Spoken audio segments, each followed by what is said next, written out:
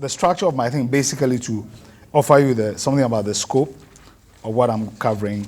The main points will be the mineral sector and jobs in Africa's political economy, the effect of the global crisis of the 70s and 80s and the restructuring of the sector that has emerged since, and its job creating role, and also the question of minerals and industrialization in Africa. Now, there are three possible levels where this subject can be, of minerals and jobs, can be discussed. I mean, there's a question about the jobs in the direct jobs, direct mining sector jobs. And this includes artisanal and small-scale mining, and also production for the home market, which means that things like, building materials and so on, salts and so on. I'm raising this because the construction of the discussion of mining in official policy tends to focus on large-scale export minerals. And I think the discussion about minerals and industrialization and linkages really critically requires us to remember that there's a much larger thing. I mean, in every one of our countries, people are breaking rocks for building and so on and so forth. And there are already very strong linkages around those locally and regionally used material.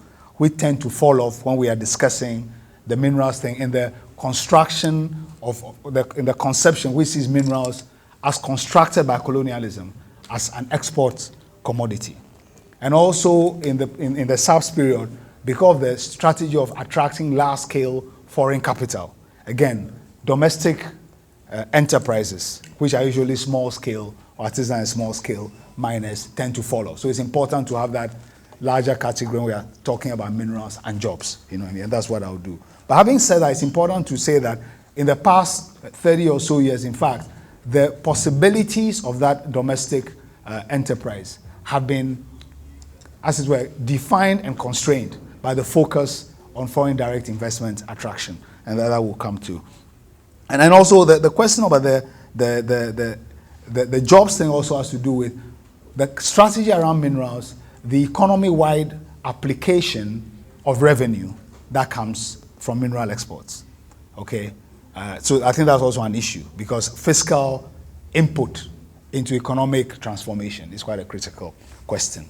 And of course, the types of jobs that we're talking about depends on the types of mineral, okay, and also the role of public policy.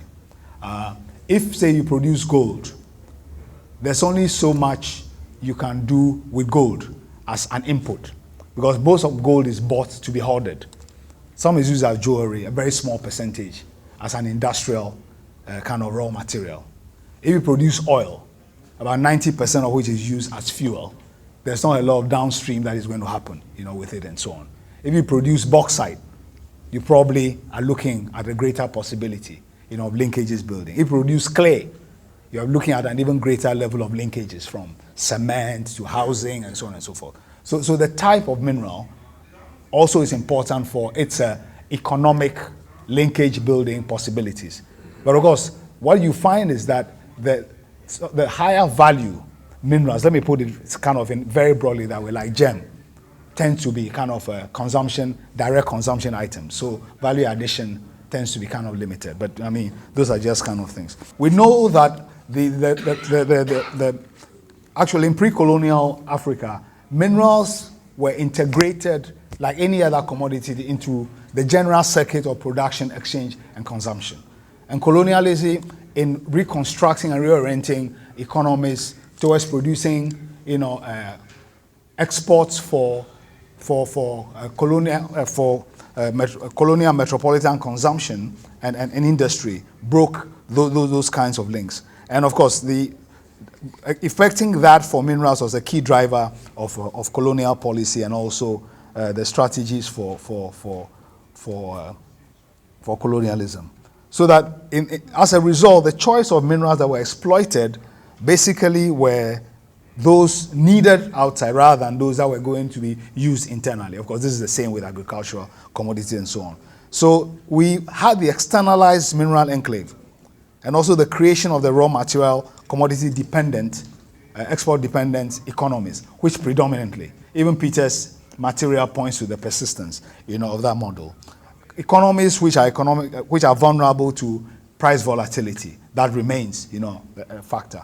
As long ago as 1926, one of the governors of the Gold Coast, now Ghana, said that the Gold Coast colony should stop putting all its eggs in the single basket of cocoa production.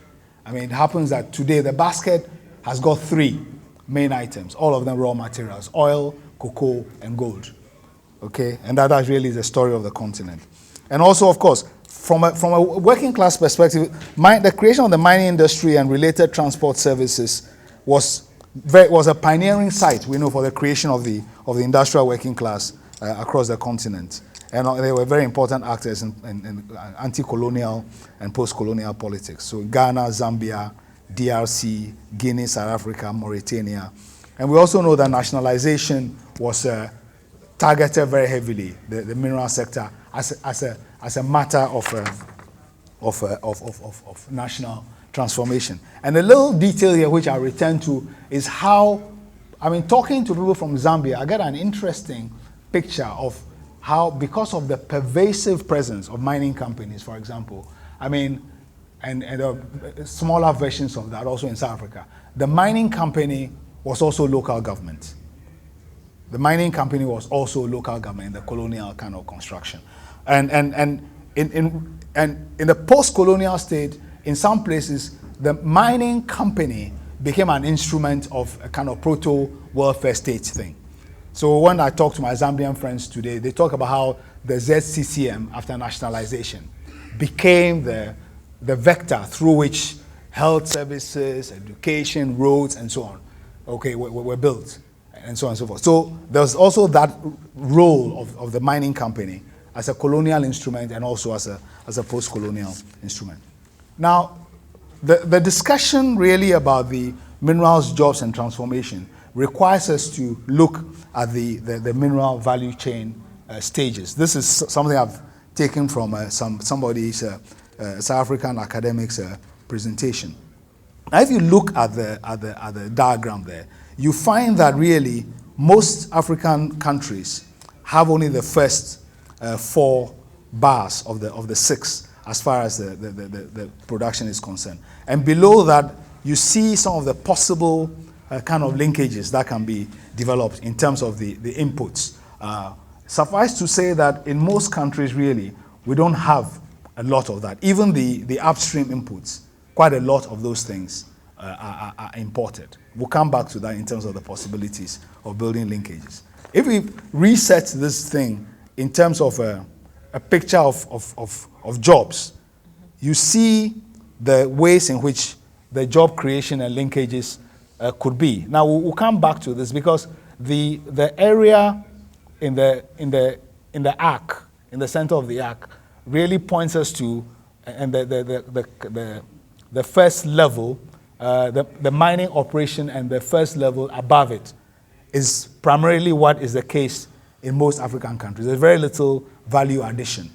So the level 1 and the mining operation represents, the kind of equivalent of the bars that we saw. And this is a representation of the possible extent that you could have a development of the linkages, between mineral production and the rest of the economy. But we'll come back to this later on. Now, the global crisis, one of its most, in the 70s, one of the strongest effects, of course, was on commodity prices. And mineral prices, really slumped very badly. And amidst that, of course, there's the search for a new direction of policy. So we know about the Lagos Plan of Action as Africa's own reaction on the matter. We heard about the Berg report yesterday, which led to the creation of adoption of SAPs and an export-led growth strategy. In mineral-dependent countries, it's arguable that the central pillar of SAPs was actually the restructuring of the mineral sector, as a way to revive export earnings. Now, this graph gives us a picture. This is taken from UNCTAD's 2007 World Investment Report. Gives us a picture about the way global prices moved. You can see the 2 bars going up in the middle are the periods of the two oil shocks, and you can see what happened to oil is the red line, and the purple line is minerals. You can see what happened to them. You can also see that it started spiking up from about 2000, which was when we entered the current commodity boom. Now the effects of this the decline were quite severe. I have some data here from the World Bank which shows that the terms of trade losses were effectively between 70 and 97 was equivalent to 120% of Africa's GDP, which is quite massive.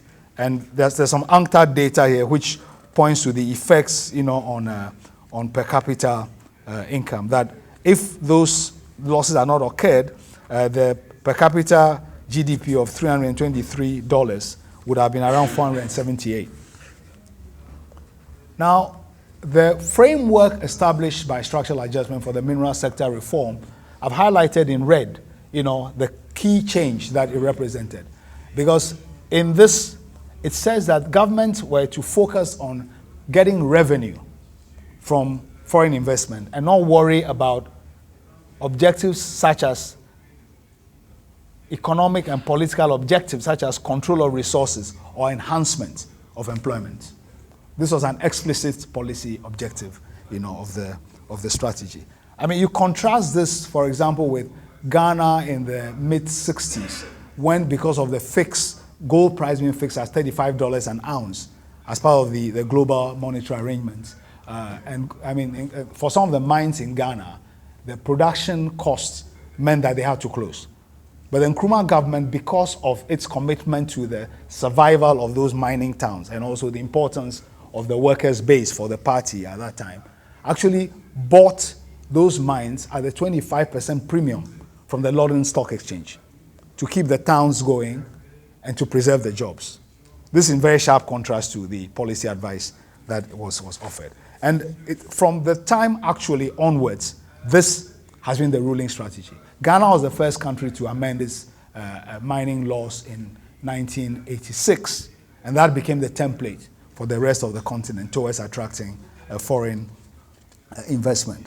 The states withdrew from mining. We know about the privatizations. There was a resurgence of the focus on export minerals. Revenue stream became the main focus of what governments were doing. And of course, there was a kind of an intensified focus on minerals of export value because the foreign firms were interested in the mineral as a commodity for profit. Okay, that privatization led to job losses across the continent. So the first effect of the new policy was job losses from a labor perspective. So we take Zambia, for example. Employment in the copper industry fell from 56,000 in 1991 to 19,000 in 2001, when the ZCCM was broken up and privatized. Now the reforms triggered a revival and expansion of the old mining sectors in places like Ghana, and also the creation of new large-scale mining in countries like Mali, Tanzania, Burkina Faso, primarily gold. I mean, if you look at the charts about the mineral sectors that have been most profitable, gold looms, very large, as one of the sectors in Africa where a lot of mining has gone. And we know now minerals remain a main export earner for a number of countries on the continent. Also, it's kind of job creation sector since then. Although in real proportionate terms, it's not as great. But I have some data here about the creation it does. And of course, minerals and their demand and rising prices have been kind of key drivers of African growth, since about 2000. Now, the new mining regime, first effect of the concessions, of course, was that a lot of tens of thousands of people in the agricultural sector have lost their jobs through dispossession and also changes in their local environment. So there was a job and livelihoods destruction impact of the mining expansion. In some places, workings by artisan and small-scale miners were handed to foreign companies. So it led to job losses and displacement also of artisanal and small-scale miners. But at the same time, the revival of the mineral sector has also created its own large-scale, recreation of artisanal and small-scale mining, particularly in precious and semi-precious minerals for export, also in inputs for domestic construction because of the construction boom, in many countries. But there have also been job creation in the large-scale sector, so that if you take Zambia, for example, there's been a revival from the 19,000. You can see that currently it moved up to about 31,000, and it's same in Tanzania, in Ghana. There are about 17,000 jobs. In South Africa, in 2011, there's a mistake in the thing. There were 500,000, 500,000 direct labor jobs, although the mining sector has a decreasing share of the overall labor force. But there are some features of the regime which is important: growing casualization and the use of contract labor. This is not simply, of course, a phenomenon in mining, but it takes a particular form in mining. And also the outsourcing means that the work security, job security, and so on has become an issue. I have some data there about, just to illustrate the levels of out casualization and also the reduction in unionization. In South Africa, one interesting feature specific to that country is a decreasing share of foreign workers, in the mining labor force since the end of apartheid. In '96, it was about 70%. Currently, it's around 30% of foreign thing. Then there's a question of pay differentials. We got some of that, yesterday.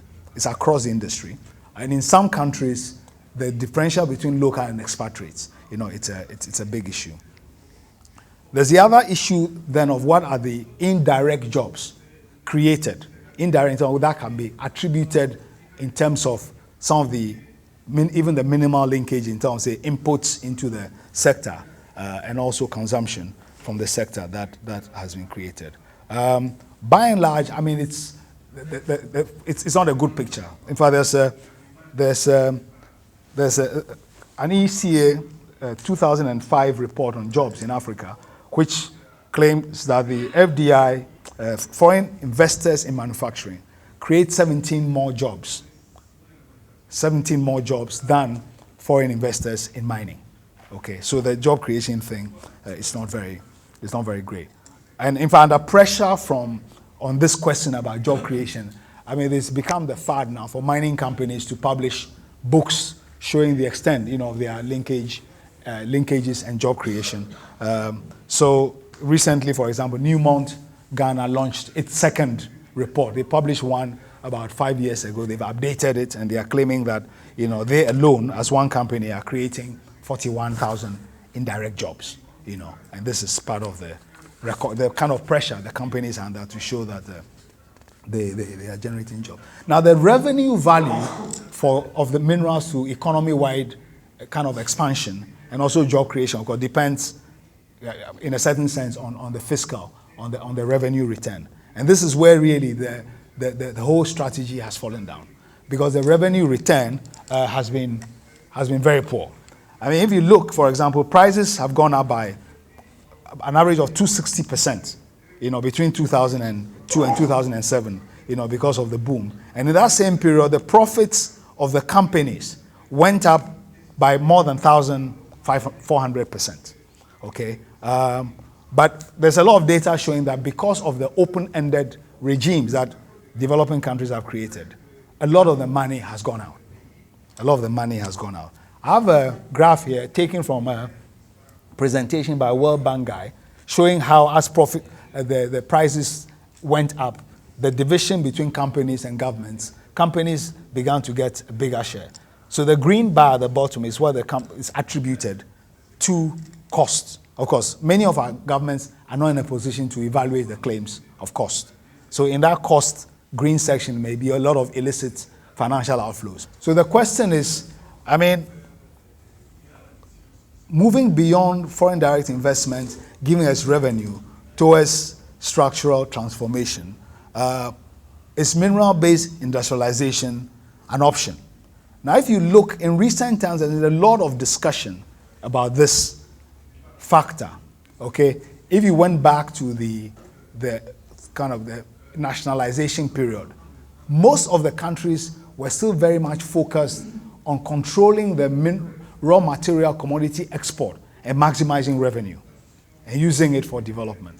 But we know from various examples, particularly the Zambian one, that the terms of the management contracts that they signed with the foreign transnationals were so bad that basically nothing was coming back at all, especially when prices went down. But there's a return to the discussion now about structural transformation centered around industrialization. So you take Africa Vision 2063, the Action Plan for Accelerated Industrial Development in Africa, the African Common Position in the post-2015 discussion, the East African Community as an industrialization and minerals plan, ECOWAS as a mineral development policy. There's the African Mining Vision of 2008 and this Action Plan of 2011. There's a report on minerals and development published in 2011. The World Bank has an interesting report on West Africa in 2011, now trying to encourage at least backward linkages, local procurement, which is in sharp contrast to the earlier policy advice that people should focus on revenue. I mean, this no doubt is because really the mood on the continent is changing, and the World Bank is very good at co-opting moods and positioning itself as the knowledge bank. And there are a number of official reports. You look at the ECA's economic reports since economic report on Africa since about, let's say, 2011. They keep coming back to this question, about industrialization and so on. The Africa Economic Outlook, some recent editions also have taken this commodity-based transformation, from various angles. And there's an interesting study by Morris, Kaplinski, and Kaplan titled "One Thing Leads to Another: Promoting Industrialization by Making Most of the Commodity Boom in Sub-Saharan Africa," which came out in 2012. So it's a very, very current kind of discussion. Now, if we go back for a minute to this table, what it's talking about now is moving beyond the first 4 bars to the last 2 bars in terms of the possibilities of mineral-based industrialization, and also having a much heavier integration between the local economy and the rest and the mineral. If we take that kind of blue strip, up to smelting and refining as the mineral enclave as it exists, with very weak linkages in terms of inputs and so on. 2 things. The idea is to extend it now all the way to actually processing the minerals where possible, and also deepening the linkages to the rest of the economy in terms of the inputs, and the output, because the value shifts is quite great, and of course there are all kinds of obstacles to that kind of movement. But this is the idea in theory, that historically the value chain, so to speak, to use the contemporary balance, the value chain share of African countries was in the raw input. The global value chain historically used to have companies that operated from the mine to the final kind of producing the mineral, which then goes to those who use it in various forms of fabrication. In many cases now, actually, the chains have been broken up, in a variety of ways. Although in some of the minerals you find some dominant oligopolies, like in aluminum and so on. So a country like Guinea, from the independence, being the biggest the country with the biggest deposit of bauxite, has been interested in an integrated aluminum industry. They have got only to the alumina stage. They are still struggling. Nkrumah had the great dream of Ghana's bauxite and the hydropower being linked in an integrated aluminum industry and so on. It's still, nowhere near completion. So there are all kinds of challenges. Now we come back to the jobs thing. If you had this integration, then of course you have the full spectrum of jobs, all stretching in so many directions. Okay, but at the moment, all the jobs that are outside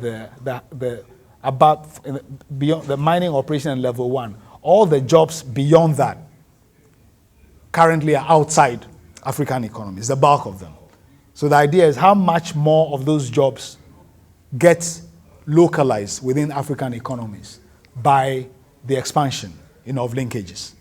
So there's a question about the economic expansion, okay, both in terms of the economic growth, job creation, of course, linkages, and incidentally also the structural transformation that comes with this. Because you have other sectors. You have quite serious manufacturing expansion. You have serious kind of high quality, high productivity services expansion. And of course, you also have technologies that are useful, in other kinds of sectors. Paul Jordan, with whom we've done a lot of work, who used to run the research center Mintech in South Africa, gives a very simple idea about, say, caterpillars, which are used in every sector of the economy. That you may not build a caterpillar afresh, but the tracks are very fast wearing. So you can have an industry which is simply iron and steel, and which is fabricating those kinds of parts. It talks about the fact that a dumper track that is used in mining, the track itself can last 50 years. But in the 50 years, its value is replaced, about 30 times. And a lot of the components actually are linked to other, parts of the economy if you have a plan for it. So if you look at even in a regional scale, in terms of the numbers of dumper trucks that are used in mining across the continent, you can suddenly see a certain kind of scale of engineering, possibilities and so on. It comes back to some of the point Peter was making about scale in terms of, small markets, regional integration, Pan-Africanism, and so on. Now, this is a representation of some of the sources of linkages. So I've talked about the fiscal linkage in terms of the use of revenue.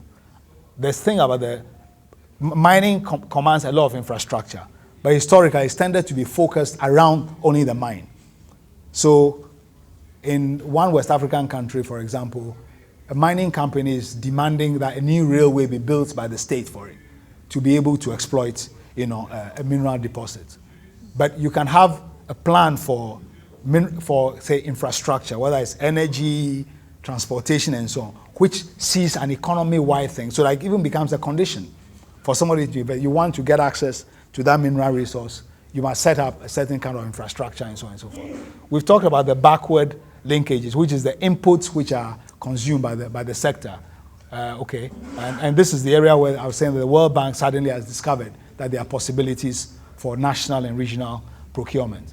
And of course, without developing your human resource and your technological capabilities, this structural transformation in a capital-intensive sector is not likely to happen. And then, of course, there's a value addition, which is called the forward linkages. This is a representation of the same thing, in a certain kind of graph form. These are taken actually by a presentation by Paul Jordan. Now, in 2008, African governments adopted something called the African Mining Vision, which essentially says that we need to get a move on this business of minerals and transformation. It covers not only industrialization, but this is an essentialized representation of the thing. And you can see that it recognizes the importance of linkages building, in its totality.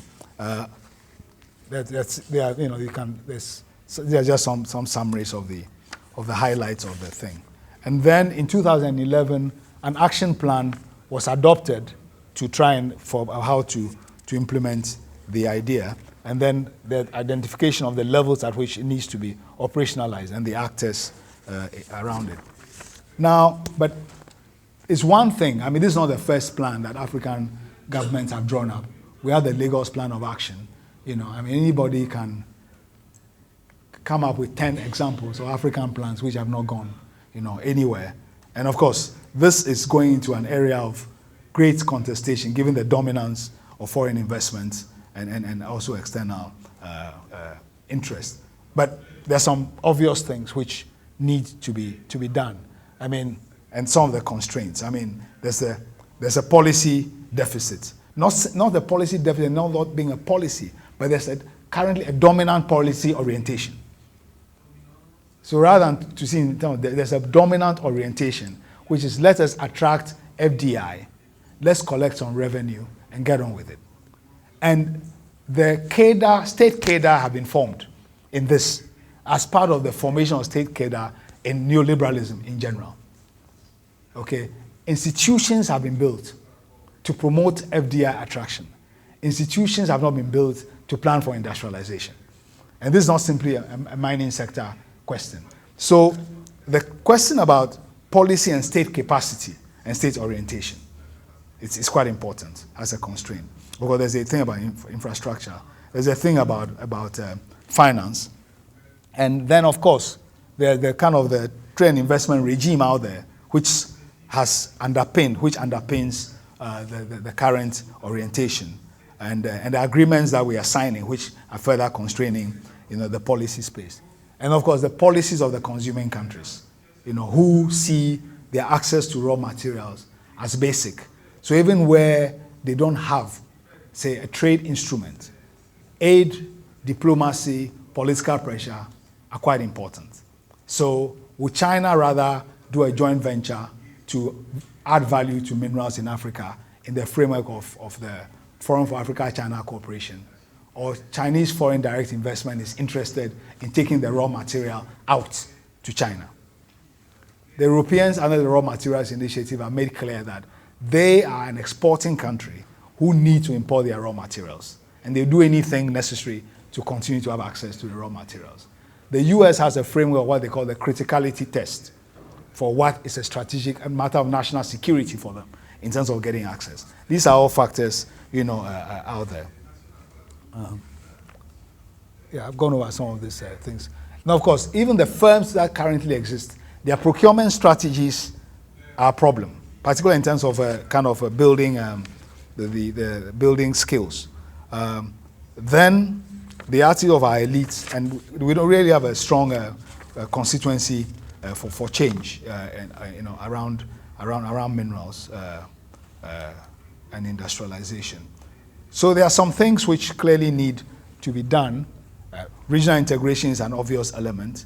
State capacity, strategies for integrating the sector, building domestic enterprise capabilities, promoting local content, the role of the state, and also building constituencies for change, and also learning from other people's experiences.